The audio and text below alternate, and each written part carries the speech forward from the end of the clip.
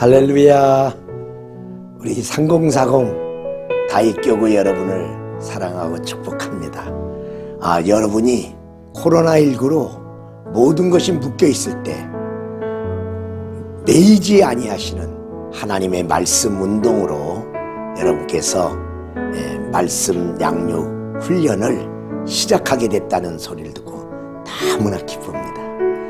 여러분 말씀의 근육을 여러분 이런 때 더 단련하셔서 어떤 일을 만나든지 우리 귀한 3040 우리 다음 세대의 선두주자인 여러분들이 모든 일에 하나님이 기뻐하는 일에 앞장서 주시기를 바랍니다.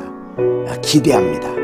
여러분이 어느 날 그 말씀이 옷 입고 여러분의 삶 속에 정말 하나님의 비전을 향해 달려가는 그런 놀라운 날개가 될 줄 믿습니다. 어느 날 같이 만나서 여러분이 그동안 말씀 훈련한 것을 나눌 수 있는 그날을 기약하면서 여러분 주님의 이름으로 여러분 축복합니다. 화이팅! 여러분 안녕하십니까? 사교구장을 맡고 있는 배용일 전도사입니다. 코로나19로 인해서 이제 모이기가 어려운 상황이 되었는데요. 금년도에 특별히 우리 사교구 3040 세대들인 다윗셀은 셀 예배를 성경 공부 양육으로 대체하는 것을 목사님께 건의를 드렸고요. 목사님께서 흔쾌히 승낙을 해주셨습니다. 그래서 성경 공부로 요한복음을 선택하게 되었는데요. 자세한 내용은 파워포인트를 보면서 설명을 하도록 하겠습니다. 2021년 사교구 다윗셀 성경 공부는 바로 요한복음입니다. 왜 요한복음일까요? 일반적으로 잘 알려진 요한복음 소개 문장이 있습니다. 요한복음은 어린이가 마음껏 물장구를 쳐도 될 만큼 안전한 동시에 코끼리가 자유자재로 헤엄칠 만큼 깊은 웅덩이와 같다. 단순한 언어와 논리가 특징인 요한복음이라는 풀장 속에서는요, 기독교 입문자, 즉 초신자도 수용을 할 수가 있고요. 또 그 심오함으로 인해서 깊은 영성을 추구하는 사람도 헤엄칠 수 있다는 그런 뜻이 되겠습니다. 그래서 어린이도 되고 코끼리도 자유자재로 헤엄칠 수 있는 그런 웅덩이와 같다, 이런 말이 나오게 된 것이죠. 이 성경 공부로 요한복음을 선택한 이유는 심오하면서도 접근이 쉽기 때문이었습니다. 예수님의 순환과 부활, 삼위일체와 성령, 또 종말 등의 심오한 주제를 아주 쉬운 문체로 전달하고 있습니다. 그리고 생명을 전달하는 생명의 복음이기 때문입니다. 마지막 시대에 급변하는 세상 속에서 흔들리지 않는 굳건한 믿음의 토대를 구축을 시켜줄 복음의 메시지이기 때문입니다. 우리가 가장 소중한 것은 바로 생명 아니겠어요? 그 중에서도 영생, 영원한 생명, 또 영적인 생명, 아주 중요한 것입니다. 그러면 요한복음의 개관을 한번 살펴보도록 하겠습니다. 요한복음은 언제 누구에 의해서 또 어떤 목적을 위해서 기록이 되었을까요? 배경과 저자와 주제 등을 한번 알아보도록 하겠습니다. 먼저 저자입니다. 원래는 익명의 문서로 성경이 다 쓰여지고 나서 꽤 오랫동안 익명의 문서로 남아 있었다고 해요. 요한복음이라는 제목은 세베대의 아들 사도 요한에 의해서 복음서가 기록되었다는 이런 전승에 따라서, 구전에 따라서 나중에 붙여지게 되었습니다.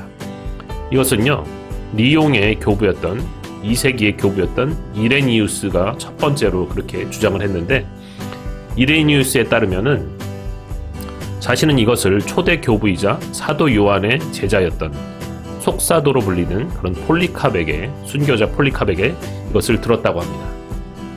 근데 우리는 이런 거 저런 거 다 따질 필요가 없고요.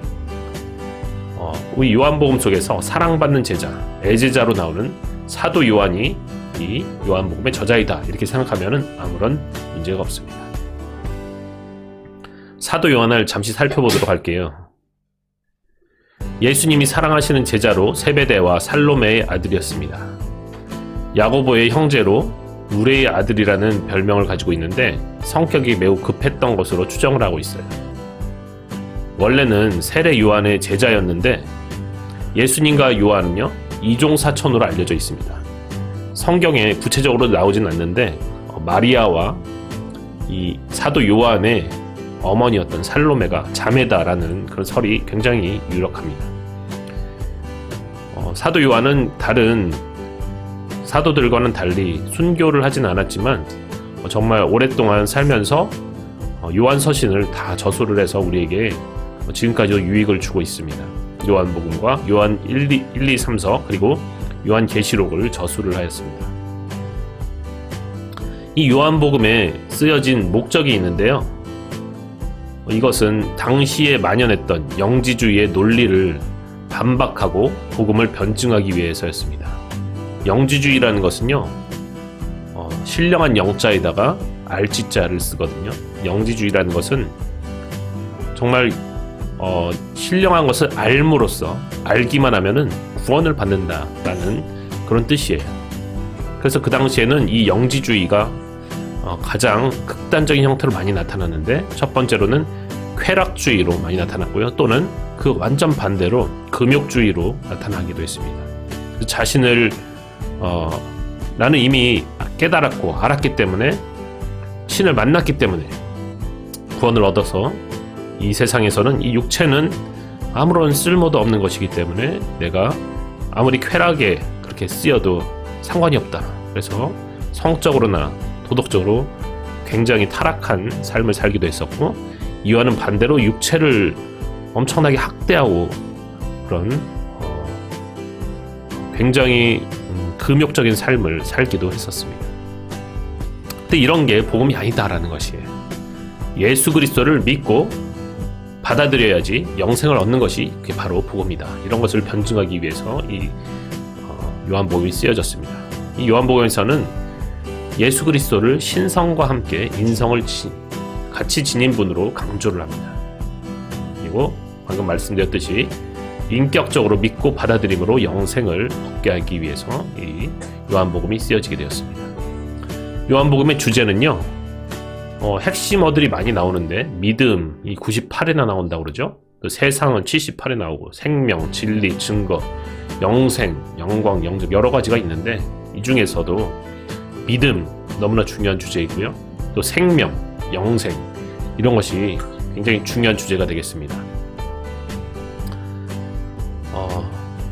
요한복음을 축약해 놓은 그런 구절은 요한복음 20장 30절에서 31절에 나와요.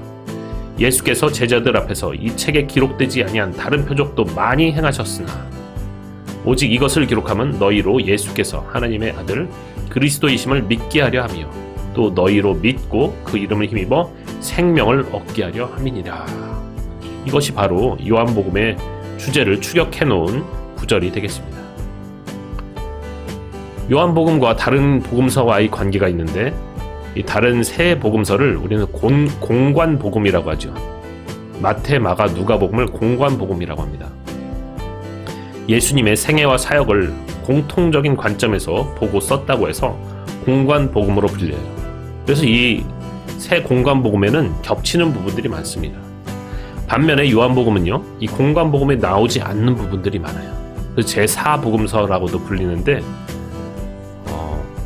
누가 이게 조사한 바에 의하면은 공관복음과 요한복음은 겹치는 부분이 8%에 지나지 않는다. 이렇게 분석을 해놓기도 했습니다.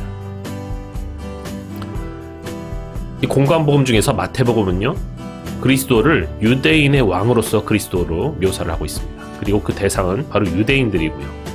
마가복음은 종으로서의 그리스도로 그리스도 예수님을 묘사하고 있는데 대상은 로마인이었습니다. 누가복음은 인간으로서의 그리스도, 인자로서의 그리스도로서 헬라인을 대상으로 하고 있고요.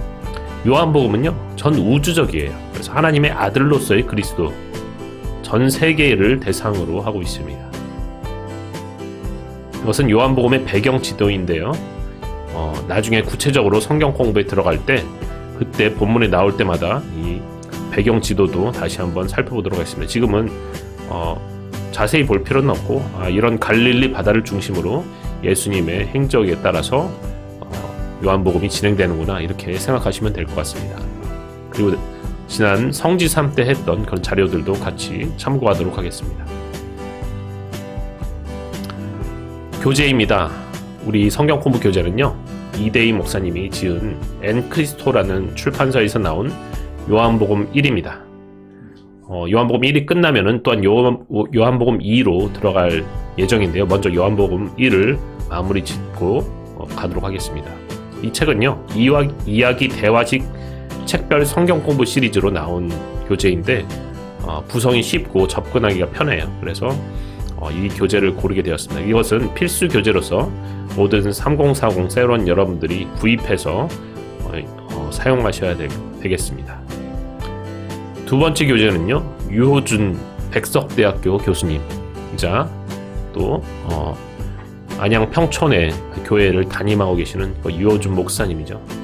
그분이 쓴 세물결 플러스에서 나온 생명의 복음이라는 책입니다. 이 책은 제가 고속터미널에 있는 생명의 말씀사 강남점에 가서 여러 책을 비교해 보면서 골랐는데, 이분이 쓴 그런 소개 글에 보면요, 요한복음 메시지에 문예 신학적 옷을 입혀서 선보이는 공연의다, 이렇게 소개를 하고 있습니다. 그래서 단순히 목회자라든지 신학생들 뿐만 아니라 평신도들의 묵상과 신앙적 토론을 위해서 목사의 서재에서 만들었다, 이렇게 이야기를 하고 있습니다. 그래서 이것은요, 리더분들과 헬퍼분들은 필수로 구입하시고요, 세럼분들은 선택적으로 구입하시면 되겠습니다.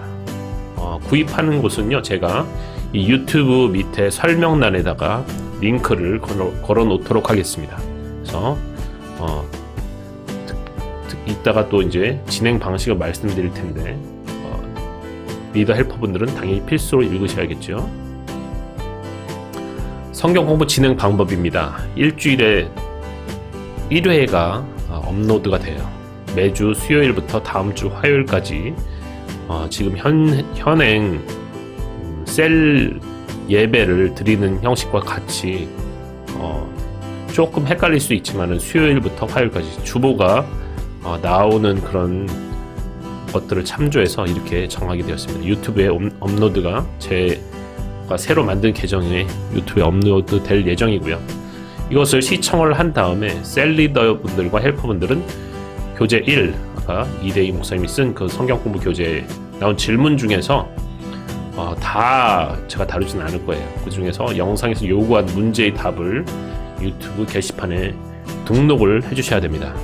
그리고 세럼 분들은요, 셀리더 분들이 만드셔서 카톡이라든지 각 셀별 네이버 밴드 등에서 자체 커뮤니티를 만드시고 거기서 이제 나눈 다음에 출석을 체크해서 영상을 시청했다, 그리고 성경 공부 내용을 나눴다, 이런 것들을 해서 보고를 해주시면 되겠습니다. 그리고 1월 13일, 예를 들면 1월 13일에 영상을 업로드하면은 시청 및 답안을 게시해서 셀 출석 보고를 하는 것은 그 다음 주 목요일 1월 21일 이런 식으로 하시면 되겠습니다. 그러니까 그 전주에 한 거를 다음 주에 보고를 해주시면 되겠습니다.